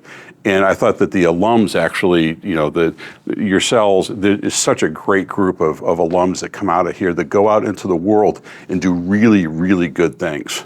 So I thought it was helped in the initial formation of the Hall of Fame. Actually, my older brother David was in the first class. He was a B- student here in the early 60s, political science major, and then has gone on to start many biotech companies on it. And David and I started thinking about the university and about the experiences you have, and it's really just exactly the stories you guys have, which is when we were never good students. I never wanted to take the time to get an A because I didn't really care what the teacher said. It was more what I wanted to learn on it. So we didn't want to look. So we actually designed the program. We did not look at academics at all. It's all about the person for it. And second of all, we really looked at if you just take all the experiences, it's a fairly common story that you got out of school and then you went through the school of hard knocks to actually learn how the world works. And UNA students do extremely well at that. So we said, why don't we accelerate that for a group of students and start it while they're here? So that's what we thought sophomore year was a good year to do it. We give them some scholarship money and we want to create a cohort amongst themselves so they get to meet and create their own little cohort and group around it. Give them great adventures that we go off and do whitewater rafting. They do all sorts of experiences, but a lot of it is just to hear people like say and just understand the personal experience that you can go through and learn it, 5 years earlier than you guys learned it. So to get that much of a start, is what the fun part about it, though, is one is I love just continuing to hear about the alumni stories. It's just such a great institution. And then anytime you think the world's going to hell in a handbasket, come here and spend time with the students because you guys are phenomenal. You guys are going to do great things out in the world. And we're just trying to create a little bit of extra mass and momentum behind that. Yeah. Really, yeah, you guys are really impressive. I will say, like, I didn't even know what a 501(c) was until like 10 years ago. I mean, I've never even heard the term. I just some nonprofit thing. But and the second thing about connection and social media, our business, we're professional services, so we work with clients all over. And back before COVID, the way any project would start, you would all get together in person, you know, have a few hours spending on the project, then you'd go to dinner and you'd get to know everybody. And I can say now we start a project, we're very virtual now, and it's just not the same. There's a real thing where these clients are sort of harder to work with. They're grumpier. They're not as personable. They don't cut you as much slack as they maybe used to. And it's a very real thing. I mean, you're talking like individuals on their social media, but in business it's the same thing. We can't, so we're trying to get back to getting in front of clients personally and so forth because they're not as, they're a lot friendlier, right? Once you get to know them and you side talk about the kids and so on and so forth. So it's a very real thing, the more in person. So I appreciate what you're trying to do there. And Can I add to that? Yeah, I think verbal communication is only about 30% of communication that you have with a person. Body language is almost 50%. And when you just see a picture of someone, that's no communication at all. So the more that you can add into that, if you could either combine virtual communication and more of a genuine in-person communication, or even, like, honestly, I agree that talking to someone in person is so much easier than it is online because you really don't understand who the person is, and they don't understand who you are. So I guess either combining those things or trying, you know, we're not really going to be able to push back to how things were before. Things are going to move forward. That's how it always is. So if we could somehow move in a direction where everyone still feels the same way as they did before, yet we're still moving forward.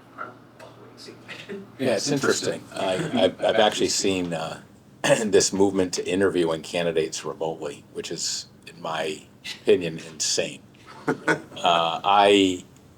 It may be for a screening interview if they can get through, but my philosophy actually used to be I need 3 interactions in person, and I would actually schedule them at different times of the day. So one would be super early in the morning because I would want to check energy level. One would be toward the end of the day, I wanted to check energy level. I just wanted to see kind of, did you see consistency, you know, through, and then the other one would be, you know, on the margin, late morning or early afternoon. Just even to connect with somebody and see how they are, you know, over a 12-hour span. And 3 totally different weeks, totally different days, but different times. So the interesting thing for the university, and I joined about 10 months ago, is it became very clear, this is hands-on. You have to be here, right? This is what we are. Yeah. There's a lot of parts of the university that's still virtual or can be virtual, but we're always meeting in person. The door's open.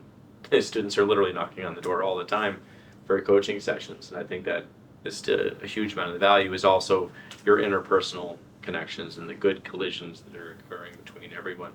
We have a few minutes left, and I want to make sure there's some more time for questions. So, you know, what do you have for this audience while you have them?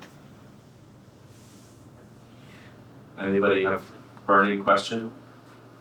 Yeah, go ahead, John. Sorry. Do you feel like you've made the change that you wanted to? Like, are you satisfied with it, or are you always striving for more? Always striving for more, question mark. Yeah. Yeah, I like striving. Striving is a good thing. I mean, like when I pivoted 7 years ago to focus full-time on sustainability and purpose for companies, I'd done a lot of that already, but it just energized me. And I think you'll all reach points in your careers and in your lives where you've certainly achieved a lot. And I think moving in new directions and getting you to a place where you continue to be excited and continue to have personal impact, and you feel that impact, and your mission is just furthered in different ways. For me, speaking personally, just really gratifying. I mean, you've heard it a million times, like one's life and impact that they make, there is really no destination. It's a journey, right? It's just you're continuing to move on that journey to make a difference. And so I'm not sure anyone has ever really done. That's generally the way that I look at it. And I think the way that you all are wired, you're never going to be done. You're just going to want to, it'll maybe be pivoting and doing something else, but you'll always be focused on making a difference. It's funny, I'm at a point now with my age and career that a lot of my peers are retiring. And I get asked that question a lot. You're going to retire at some point? And I have a hard time answering that question because I don't think about it very much. I mean, I'm so busy and engaged and having fun in what I'm doing. And yes, I think, much like Eric described, you do reach a point where, I do have to get a little more sleep at night. So, 4 hours is not quite enough anymore. But I've been so lucky that the things that I've been able to do have been so much fun, and the teams that I've been able to work with have been so wonderful. And the opportunity for me right now it isn't so much the direct accomplishment. I mean, it's great to see the business growing and all the things working. The thing I really find that I appreciate more now than anything, and the impact that I feel like I can make, is bringing people who are more junior people in the organization along and helping them learn to be leaders and take on leadership roles. And that is one of the most rewarding, I'll tell you, over and above the P&L and the products and the people that we help as investors with their money, that notion of being able to bring in someone who I've seen go from a relatively junior person to someone who has the leadership chops to really run a group, to broaden the scope of their interests beyond what they originally started with. That to me is the most rewarding part of what I do. And frankly, it's the thing that keeps me going because the other stuff I've done, I know how it works and it's interesting and there's some fun aspects of that too, but it's really that opportunity to watch people grow and develop that keeps me, and that I strive for to try and make things better for people. Yeah, I would jump in again on that, and just as a member of the Sustainability Advisory Board with Fiona and Tom Kelly, the thing that really nurtures me is when I get to meet the students and see what you're accomplishing and see where you're at and what your mission is. This is boomer speak, but like blown away with that. I'm so energized by Gen Z because you give me hope. You give me personal hope about the future, so I love it. Do you have everybody's nervous? Raise their hand. Oh, we got a couple. Okay, go ahead, Brett. I guess for work in the collegiate and competition with Alec, one of our biggest goals is making sure we can have a good culture and unite for a common goal of beating MIT and those sorts of other schools. My question for you is, with your experience and all the organizations you've been a part with, how do you build a good culture and how do you maintain it? I would say that maintaining it is, when you're bringing in fresh people and stuff like that, it's something that you have to pay attention to all the time. I think building it is, everybody here has talked about how you have a set of values and that is what you want to strive for in that organization. So those values have to be, like, you have to feel them, believe them, live them, and then that sort of trickles out to other people. But it is a constant, we pay attention to it all the time. Because of the balance kind of things and because of, different generations now, we're a multi-generational program where we used to be all kind of the same mind, and it's very different and different interpretation of those values. But I think it's one of the most important things that you can do in a company, is making sure that you're creating that space for social connection. You guys are talking about that. In fact, the problem that is identified that we're, our speech prompt, I was talking about loneliness. Loneliness is a silent epidemic right now. And for every one of you guys, the thing that's really fun is how many of you guys are looking at sustainability and all, the social context of sustainability as well as the environmental. And I think that is what we really need to be able to do. And we need to be thinking about it from the perspective of every industry, not just like health and human services, because the impacts that we have, that technology and different programs and different businesses have on that social fabric can really tear us apart. So I think I kind of wandered off, but I mean, I would add, I can tell one of your core values is being scrappy, for example. So if you're building people, if you're adding people to your team, you know, and I don't know if you formally interview them or how you would go about that or what your process is, but it would be, you'd want to see in them, are they scrappy? I mean, and you might just want to say, tell me about a time when you were scrappy, right? Because if you get someone on your team that's not scrappy, they're not going to fit in 3 months when there's something you all got to do together and get done. And you might want to look for, you know, 3 or 4 others. And I would try to avoid the most common things like, are they, you know, do they have integrity? Are they? I mean, those are like the baseline, right? So look for the things that are like, are you responsive, right? Because if you're doing this contest and you guys are texting each other at all times, you don't want someone who's like, I'll get back to them on Monday. You know, so you can define that and then try to bring people in and ask them to tell me about when you know how they represent those values. And if you've ever heard of Tony Hsieh, he founded Zappos, and he built this big customer service culture and all this stuff. And they bought by Amazon. But they used to have tours. You could go through their customer service area, and everybody was smiling and having fun. And somebody once said, "Well,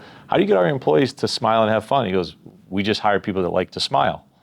So you know, like you got to start off in the right place, right? And from there, you know, you kind of build. So. And then the only other thing I would add is. So many companies go through culture and values exercises.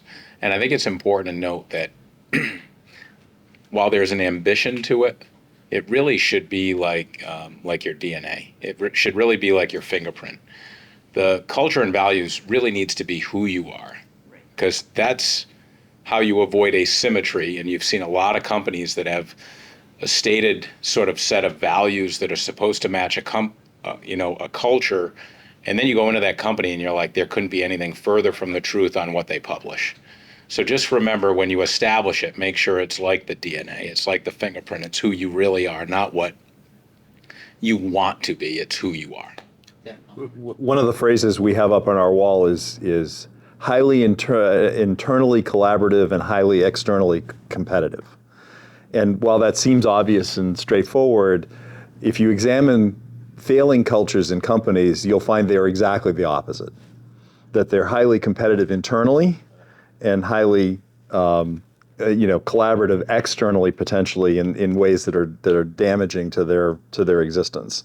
So those are, I mean, it's just a simple thing, but that, and I can tell you that from an external competition, you'll never find a team better than ours at being competitive. I mean, our CEO is one of the world's top sailors, and gets brought in whenever they need someone to really run a tough race. He's won all kinds of awards over the world. He was an Olympic class sailor.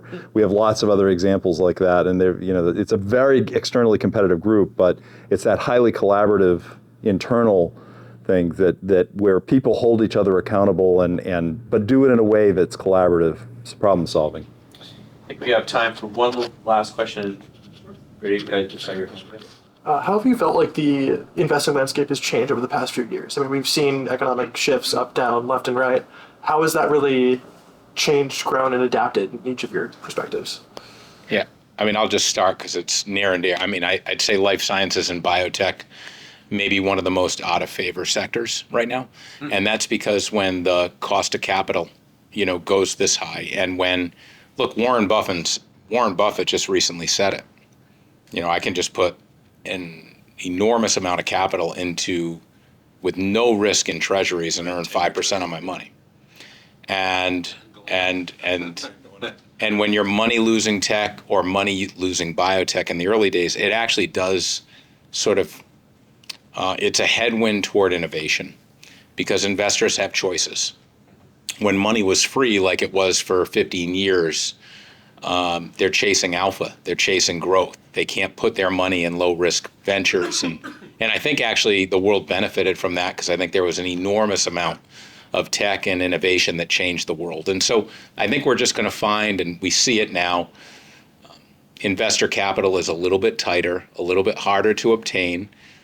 At the end of the day, what it means though is you have to have a great idea, you have to have a great business plan, and you may need to develop shorter term milestones because you're raising, less money, right? You're raising less money with a shorter term milestone, and then that allows you to go back and get more with the track record that you're building. But there's no question. I think I heard Larry Fink on CNBC today say, 5% may be the new normal. It has been historically. So right. For And perspective, I think there's probably several students here that aren't even sure 5% of what.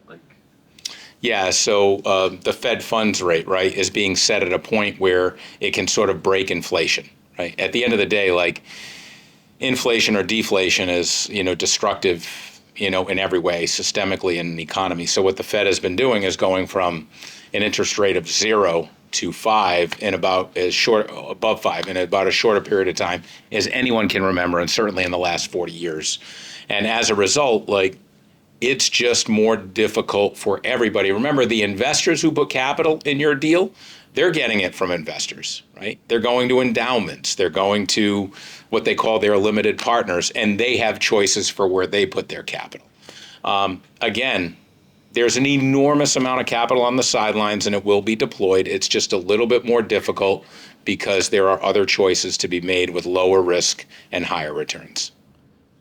I would add, I would try to find investors that, first of all, invest in your particular area, right? Not people that just can write a check, because they're not going to add any value and so forth. If they invest in your segment and they're saying no, they're probably also going to, you can say, well, why or whatever. They're kind of a filter for your idea, right? So think of it as basically free advice on whatever your idea is. You talk to every investor that says no is also going to give you some feedback as to why, and you can either keep jamming your idea at other investors or keep tweaking your idea. So to me, just keep talking to enough people and then keep shaping the idea. That no, the classic no is just to another yes, but you really are sort of recognizing, why did they say no? Let me apply that to the next thing. And, eventually you'll just kind of get that right formula. They just they might just put a lesser value, right? They might want more of it because they're going to give you a certain amount, but there's people always out there to invest in good ideas if you just find the right mix. Yeah. So I think on that note, I think we're going to have a plan. We're going to have some sort of panel for next semester to talk about this, because there's a lot for our students to learn. We actually have some expertise in the university at the Ryan's Group with Jeff Soul and others around that as well. And it's a perfect spot for us to put a pause because it's 5 o'clock. It's perfect timing. Well, almost exactly 5 o'clock. So I want to thank everyone for being here today. Thank you so much for all of your thoughtful. Bravo to the students. Bravo. Thank you.